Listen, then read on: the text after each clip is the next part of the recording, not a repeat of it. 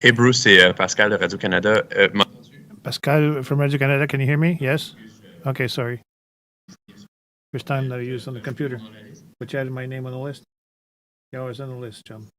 Okay. Everyone and welcome. Oh, excuse me. Good afternoon, everyone, and welcome to today's update on the neurological syndrome of unknown cause. Bonjour tout le monde et Good afternoon, everyone, and welcome to this update concerning the neurological syndrome of unknown causes. we'll be addressing you in the following order. We have the Honorable Dorothy Shepherd, Minister of Health. Dr. Edward Hendricks, Vice President Medical, Academic and Research Affairs for Horizon Health Network. And Dr. Nathalie Bonville, Vice President of Medical Affairs for Vitalité Health Network. Cet après-midi, This afternoon, 3 people are going to speak to you in the following order. The Honorable Dorothy Shepherd, Minister of Health. Dr. Edward Hendricks, the Vice President to Medical Affairs at University and Research for Horizon Health Network. Nathalie Bonville, Vice President to Medical Affairs from Vitalité Health Network. Minister Shepherd.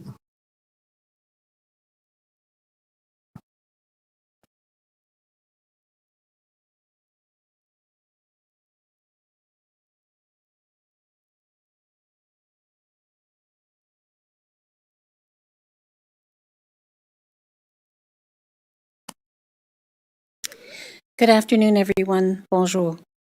Thank you for being here today for an update on the investigation into a potential New Brunswick cluster of a neurological syndrome of unknown cause. I'd also like to thank Dr. Nathalie Bonville of Vitalité Health Network and Dr. Edouard Hendricks of Horizon Health Network for being here with us today. The discovery of a potentially new and unknown syndrome is scary. I know that New Brunswickers are concerned and confused about this potential neurological syndrome. I share in that concern. I know that many people in the province feel frustrated, and I understand that too. As of Friday, May the 28th, 2021, there have been 48 individuals identified as experiencing signs and symptoms of a neurological syndrome of unknown cause. As the syndrome and/or its causes have not been identified, we are refraining from using words like confirmed or diagnosed. At this time, the investigation is active and ongoing to determine if there are similarities among the reported cases that can identify potential causes for this syndrome and to help identify possible strategies for treatment. Before I go on, I wanted to take a few minutes to explain the timeline here in New Brunswick. The Creutzfeldt-Jakob disease surveillance system, known to us as CJDSS, routinely works in partnership with the regional health authorities in New Brunswick to detect all types of human prion disease. Through routine case management, the CJDSS noted common symptoms and similar potential diagnostic profiles among some recent New Brunswick referrals to the surveillance system. These referrals tested negative for Creutzfeldt-Jakob's disease, and it became apparent that these atypical referrals represented a cluster of cases that were worth further investigation. In December of 2020, the CJDSS notified Public Health New Brunswick to actively include us in the investigation. The first draft for the potential case definition was prepared at the end of January 2021, and a memo regarding this potential case definition was sent to physicians in New Brunswick on March the 5th. The memo's purpose was to inform and encourage any healthcare provider with patients that may meet the case definition for this neurological syndrome of unknown cause to please contact Public Health, the CJDSS, or the Mind Clinic for more information. In April, Public Health began collecting consent and contact information from those impacted by the investigation to undertake an investigative survey. With input from local and national subject matter experts, Public Health drafted an epidemiological questionnaire to gather information from New-Brunswickers suspected of being a part of this cluster. This questionnaire asks for lots of information, including but not limited to the person's environment, residence, potential exposure, and travel history. Detailed information is needed to better understand and may help determine if there is an environmental or infectious source of these cases, and if so, to help identify ways to prevent more cases from occurring. Data collected will be incorporated into the investigation to help identify potential sources of the syndrome. In May, Public Health began calling individuals to schedule appointments to conduct the surveys. The first interview was completed on Wednesday, May 26. To date, 5 surveys have been conducted, 5 more are scheduled for this week, and several more are being followed up on. And to date, despite extensive medical investigation, a diagnosis for the 48 individuals identified in this cluster has not yet been determined. These 48 individuals require additional investigation. At the federal level, Public Health New-Brunswick has engaged with the Public Health Agency of Canada, CJDSS, the National Medical Laboratory Outbreak Management Division, the Canadian Food Inspection Agency, Zoonotics Division, and subject matter experts from BC Centre for Disease Control. And Public Health continues to collaborate with subject matter experts at the provincial level, including the Departments of Environment and Local Government, Agriculture, Aquaculture and Fisheries, Natural Resources and Energy Development, and the Canadian Food Inspection Agency District Veterinarian and the Moncton Mine Clinic. Public Health is working with the Public Health Agency of Canada on data sharing agreement so that all data provided to CJDSS by the Mine Clinic is also shared with us. And today, we are assembled here this afternoon to announce that Public Health is working directly with Horizon Health Network and Vitalite Health Network to implement a joint oversight committee at the clinical and investigative levels. We have started a full investigation into these cases. We are dedicated to reviewing all the case files of those under investigation and have faith that this diligence will pay off. The mandate of the Oversight Committee is to provide expert second opinions on the identified cases, to ensure due diligence, and to rule out other potential causes. This work will involve, but isn't limited, to reviewing the case definition, medical charts, and recommendations for any further laboratory testing if needed, identifying individuals or their proxies that may need re-interviewing, new examination and/or evaluation and further testing, identifying gaps in the electronic medical records and recommending areas for improvement moving forward, identifying potential requirements for further laboratory pathology testing of human samples, including recommendations related to what should be tested for and which samples should be captured, and scanning potentially applicable research. The work of the Oversight Committee will be chaired by Dr. Hendricks and Dr. Bonville. I want to personally thank them both, and thank both of you for your assistance and your leadership in this most important file.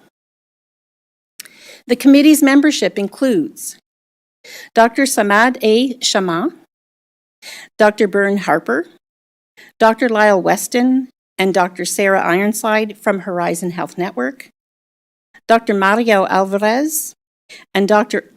Ernest Clevenger from Vitalite Health Network, and Dr. Arifur Rahman, who will act as Public Health Liaison.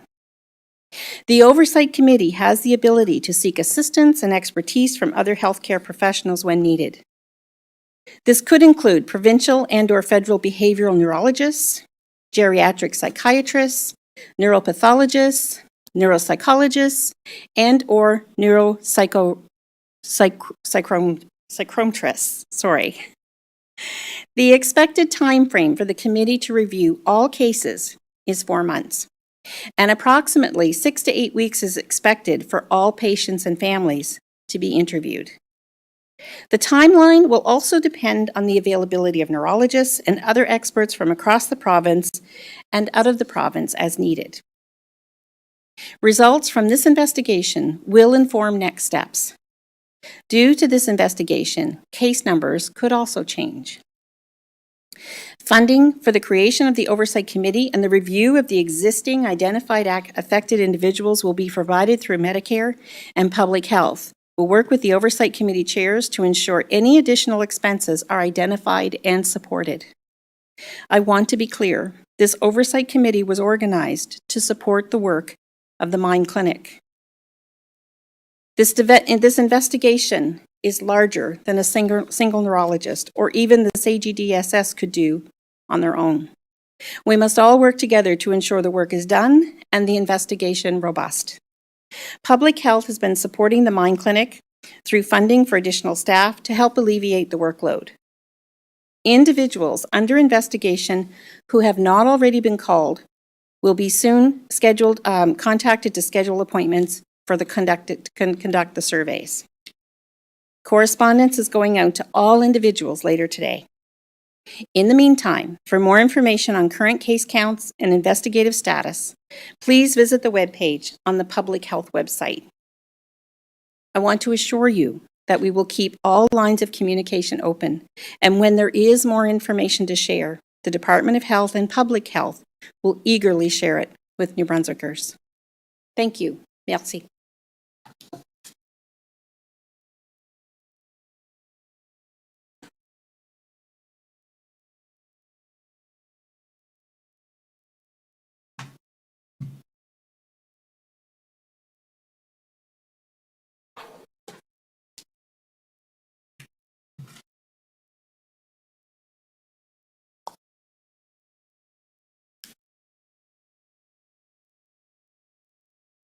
Bonjour et bonne. Good day and good afternoon, everyone. I was introduced, so Edwig, Vice President for University Research and Medical. A few information, a few details on what the Minister just shared with you. So we have now a clinic at the Moncton Hospital. So for the past few months, we have been working in collaboration with Le Réseau de Santé Vitalité, with the Department of Health, to organize a clinic with different specialists, both on the medical side and on the non-medical side.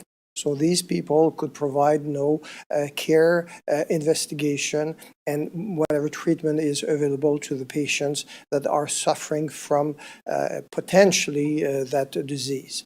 That clinic has been up and running for a few weeks now. To my recollection, when I checked last week, we have over 40 patients that have already been seen by the clinic, referred by other neurologists, family physicians, and Dr. Marrero, who followed many of them in his own previous practice. This clinic is comprised of medical specialists from various fields, neurology, geriatrics, but also non-physician, social worker, nurse, and other people. And of course, we'll have access to all the diagnostic modalities and specialists from both the Moncton Hospital, but also the Dumont Centre Hospitalier Universitaire Georges L. Dumont. So on the clinical side, I think now we have a location where those patients can be referred for further evaluation and investigation, which eventually over time will help to define or to refine the case definition. On top of this, as was discussed by the Minister, and I thank her for making me in this role of co-chair, but we have now an oversight committee. And this oversight committee, as was discussed, will have a set of specialist experts, neurologists, most of them, but others, that will be there not to, I would say, substitute themselves to the care of the patients, by their excellent physicians currently in charge of their care, but to provide a second level of expertise, review the cases, make sure that nothing has been missed, provide some further suggestion for investigation or treatment, but mostly will work extensively with the public health sector of the Department of Health in order to find what I would call commonalities between the cases and speed up in such a way access to a diagnosis or a cause and potentially to a treatment. This all help to refine, as I said, the definition of what is this unknown disease. So eventually we are sure that, for instance, patients referred are not suffering for another known disease for which either diagnostic or treatment is readily available at this time. But we really focus over time more and more on those people that seems to suffer for something unusual and undiagnosed at this point in time. So we're quite hopeful that this will help to not only reassure the community and the patient, but also will provide the medical community with access to better tools, better treatment, or better ways to identify those patients. So once again, thank you very much, Minister. Thank you very much for being here today. And later on, I think I'll be more than happy to answer questions you might have. Merci beaucoup à tous. Thank you, each and every one.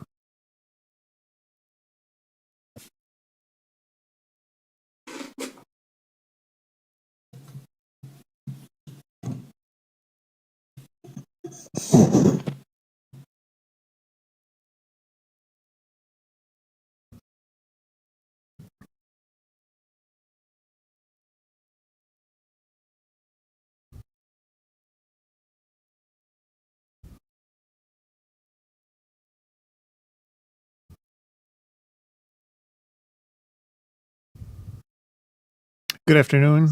As the preceding said, I'm from Nathalie Banville, newly in position as Vice President for Medical Affairs for Vitalité Health Network. I'd like to thank the Minister for having invited us today to participate in this announcement, and as well my colleague, Dr. Edouard Hendricks, with whom we've been working for many weeks and months on this file.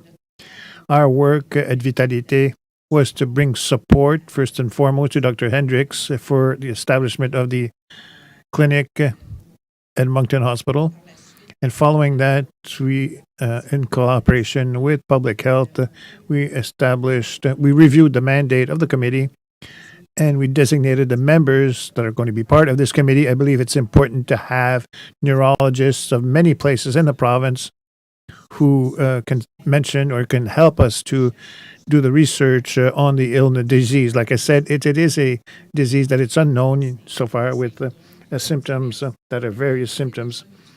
And there's a lot of work. Some patients have been identified that suffer from symptoms, but for whom we still have not found a precise diagnostics, like was mentioned previously. There's no diagnostic that was given. The group of experts we established is trying to help the work that has already been done in order to have a team approach, so as to be able to be aware of all the fine details that could help us in putting a light into this case.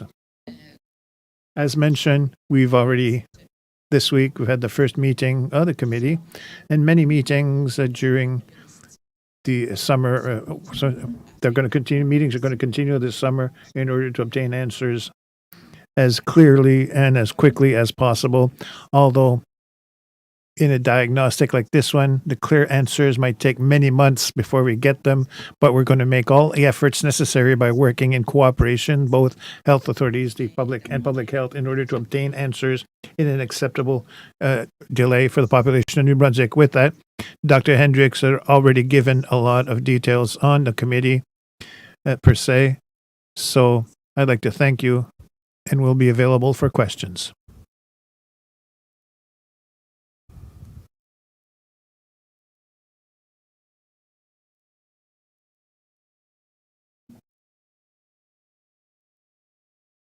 Thank you very much, Dr. Banville, Dr. Hendricks. We will now proceed with questions from members of the media.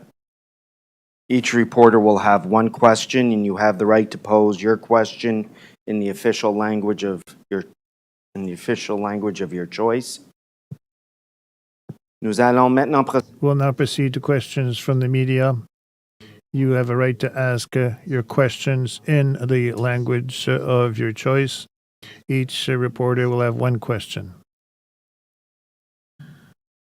We'll start with Sophie Desautels, Radio-Canada. Yes, good afternoon. I'd like to have an answer in French to find out who are the new partners of this clinic on the Canadian side or others, and what is that going to change? How is it going to change the research being undertaken?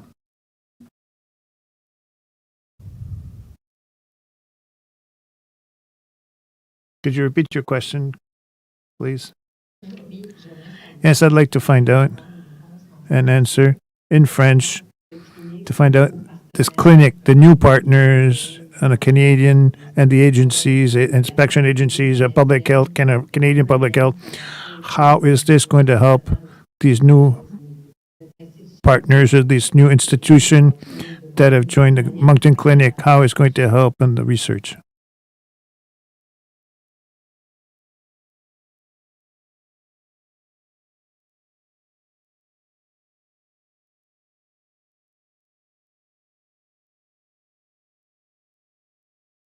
Like mentioned, there are many partners, Canadian partners. We work with Canadian Food Inspection Agency, and we're working with Canadian Public Health New-Brunswick, Public Health with British Columbia, the Department of Agriculture, in order to have all the expertise necessary with the possible environmental causes, and as well the Research Center for Jacob disease, to see if there's might be things that might be tied in or things we could get some more details. This is answer your question, but what it's going to bring is really an approach, a team approach and expertise. And the New Brunswick team is on site. We have access more readily to the people and to the patients and to the neurologists and the doctors that can see these patients in their offices. Thank you, Dr. Valin. Thank you, Sophie. Vicky Horgart, CHGO TV. Thank you. Hello. I'm wondering if there are any environmental factors that are under investigation right now that people should be mindful of at this time while the investigation is still underway. Vicki, I'll take that question. No, I think it's really important to keep in mind that, that we can't have a narrow focus here. We must examine any and all possibilities, and as those possibilities evolve, we'll certainly share them with you. But the fact is that the reason that we are going to such lengths with these, with the steering committee and with the investments is that we need to allow the science to do their investigation and their work. And by focusing on any one element could just take us in the wrong direction. So we are going into this with an open mind, and we will look at every potential that may then direct us into another direction. Thank you, Minister. Thank you, Ms. Hogarth. Justin Dupuis, Acadie Nouvelle.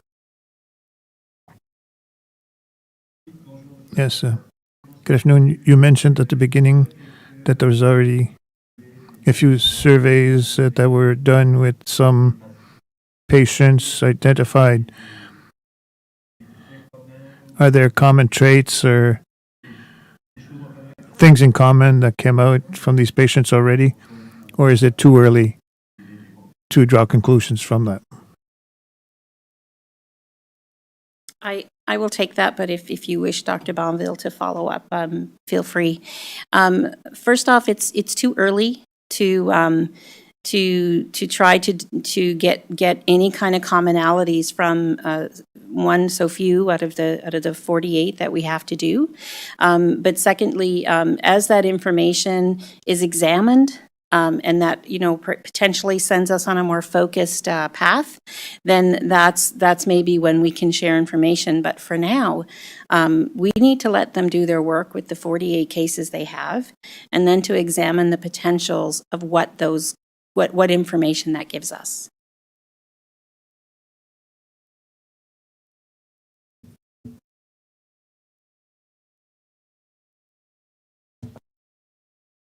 Thank you.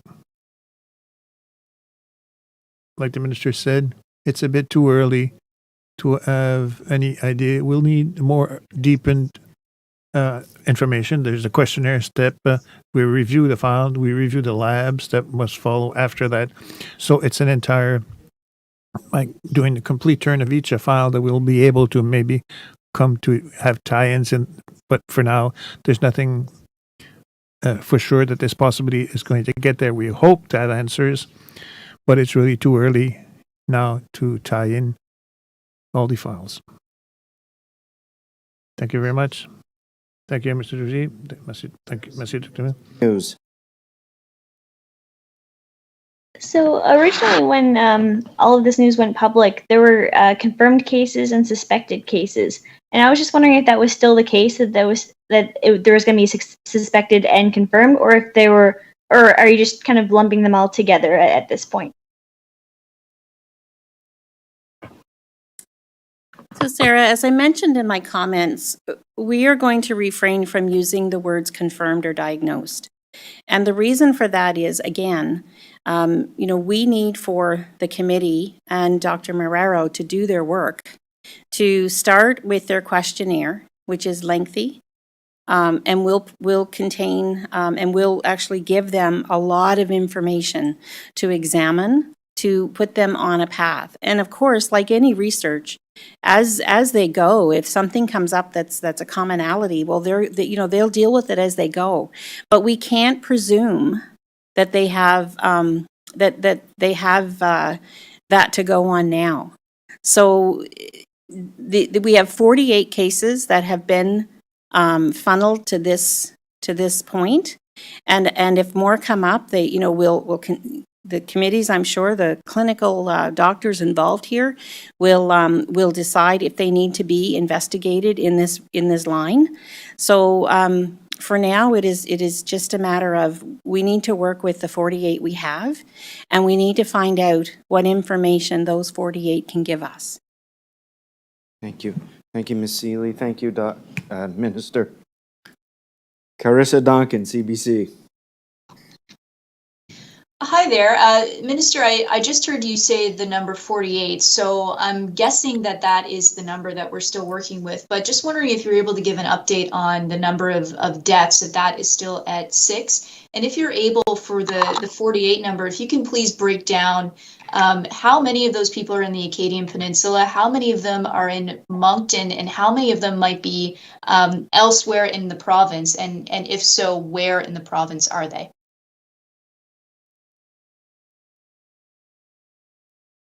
So at this time, we're not really breaking it down by sector, and that's for many reasons, because we know that this has gone on for a few years, and the information that we will get from those 48 lengthy surveys will help us understand if people are naturally from these areas or if they move to these areas. There's a lot of information that needs to be examined before making some real judgment on that. What we know is that they are not just secluded to 2 areas. We have other cases that are also in this mix, and it would be, I think it would be a short-sighted viewpoint to start targeting areas without understanding what that means. So I think that they have information they need to examine, and then we would be able to give a better picture.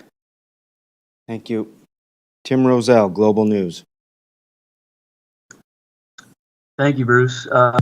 Just wondering perhaps if the minister can sort of summarize how these case reviews will work. It's already been mentioned about the survey. Are there more aspects to a case review than the lengthy survey, or is that how it's going to start, and then it's just sort of going to veer in a particular direction depending on how the surveys go?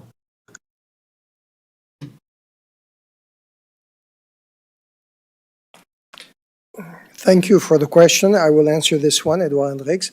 So the review will be as extensive as possible. So of course, no, as you heard, this epidemiological survey will be done for every patient and potentially including the families and so on, so we can find, and it's a very lengthy questionnaire, 2 to 4 hours, depending on the cases, just to not unlike what we do for the contact tracing related to COVID, if I might use this example.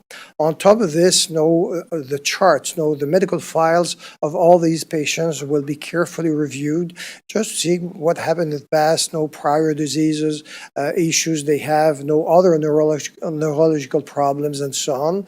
What kind of investigation they had, over time, when did the symptoms appeared, when were they investigated at first, what kind of treatment was used with what kind of potential effect, and so on and so forth.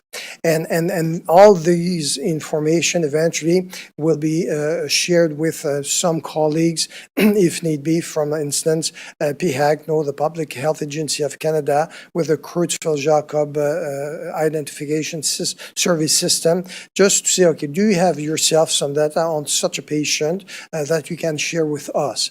And all this, eventually will, over time, lead hopefully to identify 1 or 2 potential causes, or perhaps none, or perhaps at some point we'll realize, all these diseases, when you look more in depth to them, are related to something which is already currently known, perhaps an unusual presentation, but something that is still, let's say, on the radar, if I may say.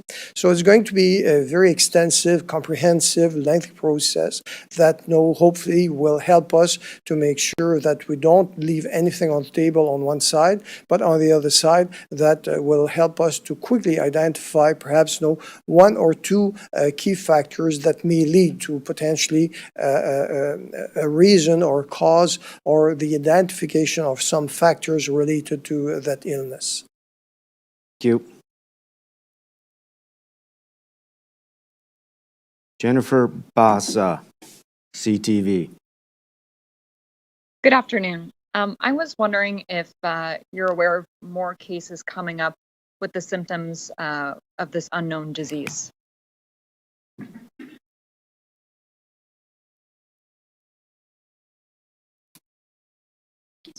It's my understanding that at this time we do not have any additional cases to put into this flow, but the reason that the medical memo went out was to inform physicians in the province of the symptoms and the status of where we are now. So it doesn't mean that more cases won't come forward. At this time, we don't have any additionals, but we're really concentrating on these 48 to get through this to see if it leads us on a path.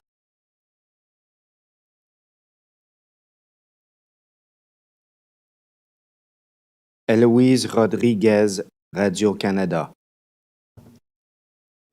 Yes, good afternoon. I'd like to know what you tell these 48 people who have these symptoms and their family, because they're waiting answers, and I know that it's a long process, but what do you tell them to reassure them while they're waiting to obtain answers to find out what's happening?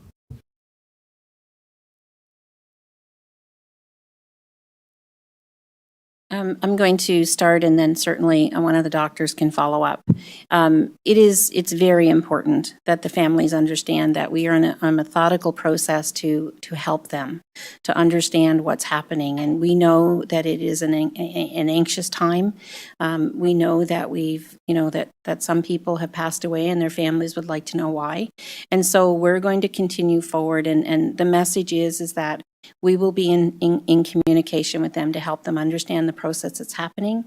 A letter will be going out today to all families and individuals to let them know how this process is unfolding, to give them assurances that they are not forgotten, that we understand they are waiting. And it will take, again, the next 6 to 8 weeks in order to get to each one individually for their interviews.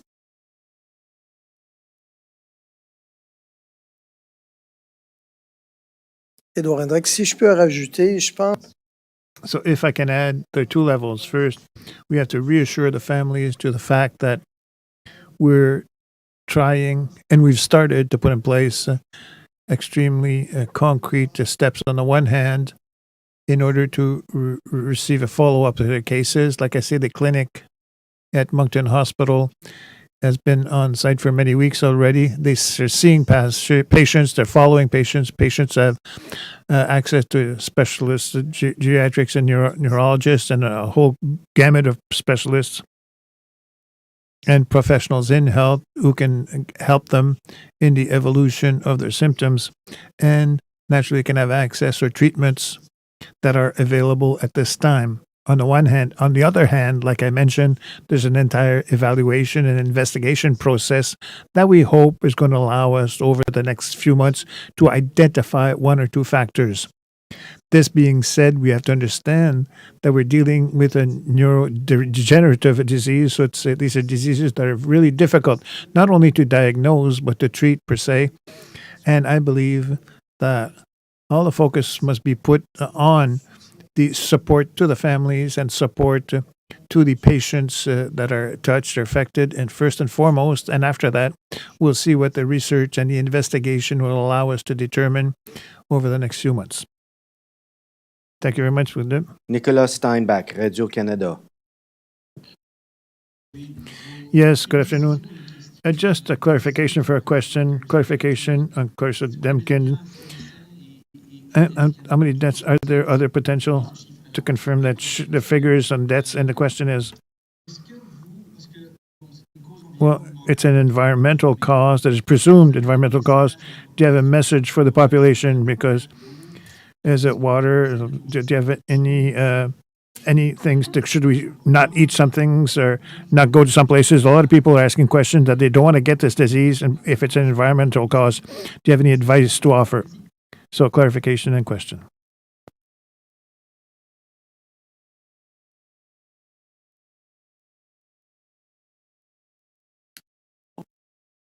I'm going to answer that question. At the present time, like was said precedingly, we have 6 deaths. There are no other deaths to report on that side. As for the question of environmental, we have no theories yet. We're researching. So we have no environmental causes. We have no causes, no genetic causes. We have no medication causes. We have no cause established. We cannot tell a population to be careful to a certain environmental cause for which we don't know. So we have no answer. We're just the beginning is the review of the questionnaire to try to find out what the cause of this is, but we have no answer so far. Thank you very much.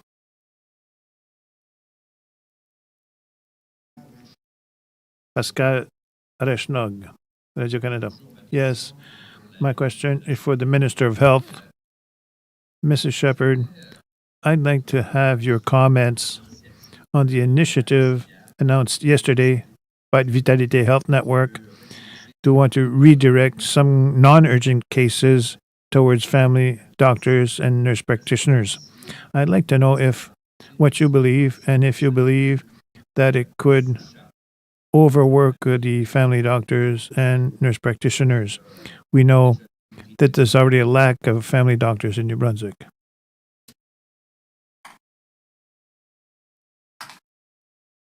Merci pour question. Thank you for the question.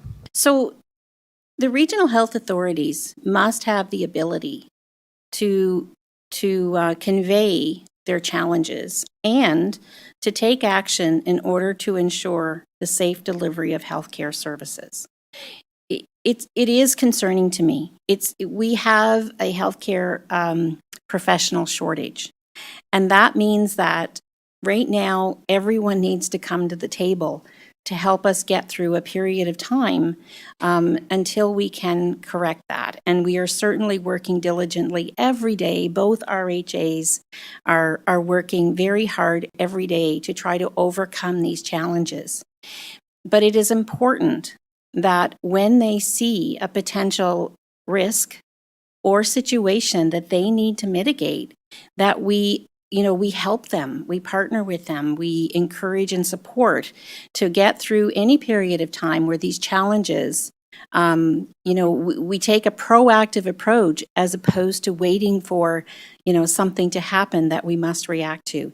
That's their job, and I have to rely on their expertise in order to deliver safe and reliable healthcare services. Thank you. We have a reporter's question by text because their microphone's not working. Je vais la lire. I'm going to read it. It's a question for Maud Motambo. Why is it important to get known as syndrome otherwise outside of New Brunswick? Why should be what should be of interest to all of Canada?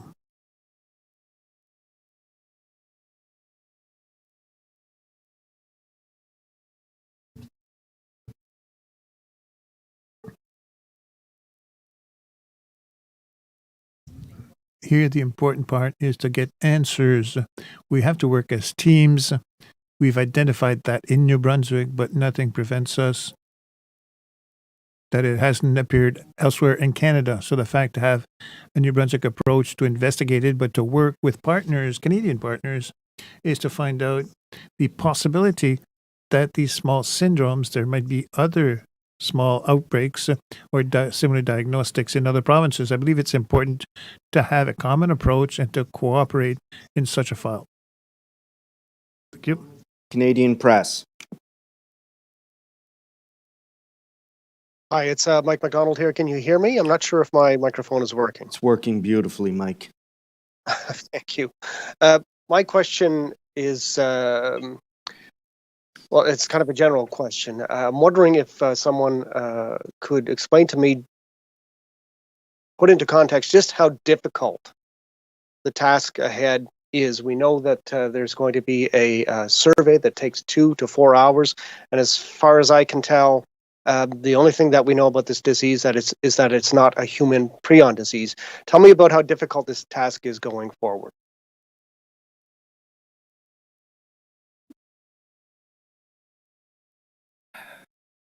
Thank you for the question. Not sure if it will answer, but let me put it this way. We are facing here what we call a neurodegenerative disease. There are many different diseases that lead to this kind of problems. Think of Alzheimer, vascular dementia, or other type of dementia and so on. So one of the problems is basically all these diseases, they do start pretty much the same way. A little bit of cognitive disorder, some strange muscle movements, and so on and so forth. And it's only over time and during the evolution of the disease that no specialist can say, listen, this seems to be more this than that. That's one thing. The other thing is, for most of these diseases, there's no diagnostic tool. So let me think, you have chest pain, you go to the hospital, well, within minutes, with an EKG and some blood test, they will diagnose if you have a heart attack or not. For most of the neurodegenerative diseases, there's no specific testing. And actually, most of the tests we do is to exclude other diseases. And it's only over time, by exclusion, that people can say, yeah, this looks more this than that. So it's why eventually, the existence of these diseases lead to lengthy evaluation, investigation, and even for the diseases that we know that we can treat, sometimes may take months for a neurologist, if not years, to say, listen, this is truly Alzheimer, it's not another type of dementia, and so on and so forth. So it's why, at some point, it's going to take a little bit of time. We believe that the epidemiological study will help us because, as mentioned by my colleague, Dr. Banville, at this point in time, there's no identifiable cause. So there's no, and I know some people have put on the table, well, could it be this, could it be that? At this point in time, we don't know. Everything is on the table. We're going to look at every possibilities, and hopefully we'll try to develop a good understanding of the disease. As I said, making sure it's not something we already know, but perhaps with a new presentation, and eventually offer better diagnostic and better treatment for the patients. Thank you, Doctor. Todd Battis, CTV. Thank you, Bruce. This was addressed in French, but I'll ask it again. Obviously, this is getting lots of attention from across the country, wondering if New Brunswick Health or either of the doctors have heard from other provinces as to whether they are seeing similar cases being, people showing up at doctor's office. And we're talking about 48 individuals, 48 cases in New Brunswick, but I'm wondering if there is numbers beyond that, if there's going to be sort of a national database where there could be Canadian-wide numbers as opposed to individual provinces.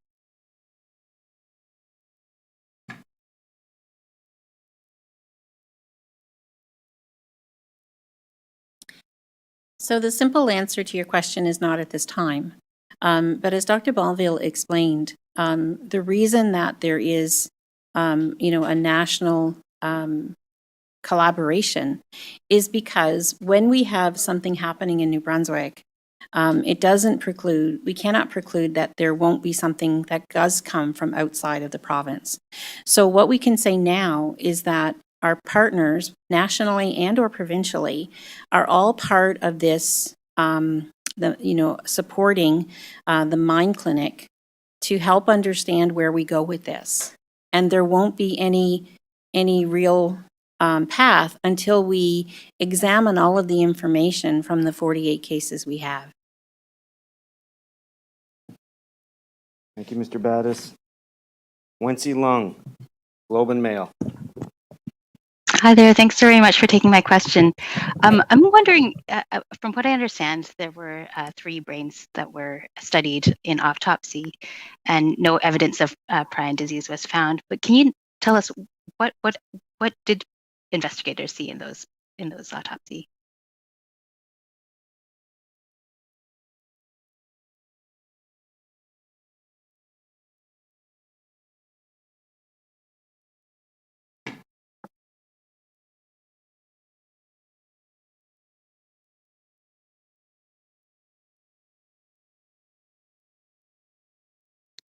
Thanks. Go.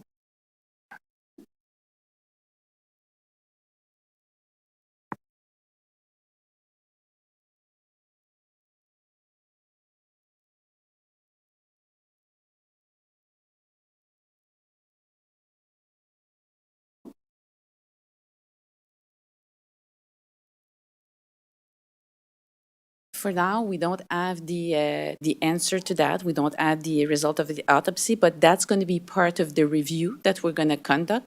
And after we did the review, we're going to have answer. And if there's something shown with the result that we think it's related to something, it's going to be shared with the public at that time.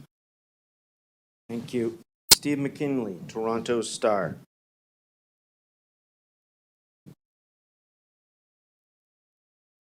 Hi there. Thanks for taking my question. This is for the minister. Just when I'm talking to families of victims of this disease, the one thing I'm hearing more and more is that they're frustrated by communication from public health. There was a website that hasn't been substantially updated since it's been posted. And you earlier on said that you thought that regular briefings was a good idea. So I'm curious, what kind of commitments can you make to these families that they'll get regular updates on the progress and the process of this investigation? Thank you for the question. And I do agree that, I understand the anxiousness and the anxiety that families and individuals would have through this process. It's important to note, as I said in my speech, that this came to the department in December of 2020. And in January of 2021, a case definition was determined, and then the work really began. And so it is unfortunate that this cannot evolve in a fast-paced manner because it is not only diagnostic, but it is research. And so it must be done in a methodical way. Now, with regards to communications, I share the the responsibility of ensuring that these families are communicated with. And last week, I had asked that a letter be developed to send to each and every family that is experiencing, this slowness. And I think that we need to assure them that the work is ongoing. And as we go forward, those letters will be going out today. And then every family will be contacted with their appointments for their surveys that they need to do. Today's press conference is about conveying to each and every family and every New Brunswicker that we are on a path to try to understand this diagnosis so that hopefully it will lead to a treatment. And we will communicate with families at every opportunity that we can to convey new information or to let them know that it's ongoing. I appreciate that communication is going to be key here for them and for New Brunswickers to know that that we're serious about that. And my commitment is that we will certainly be continuing to do that. Thank you. Thank you, Mr. McKinley. Thank you, Minister. Merci beaucoup à tout le monde. Thank you, everyone. Thank you, Minister. That concludes today's update. Merci beaucoup. Voilà. Thank you. That's the end of today's update. Thank you very much, everyone.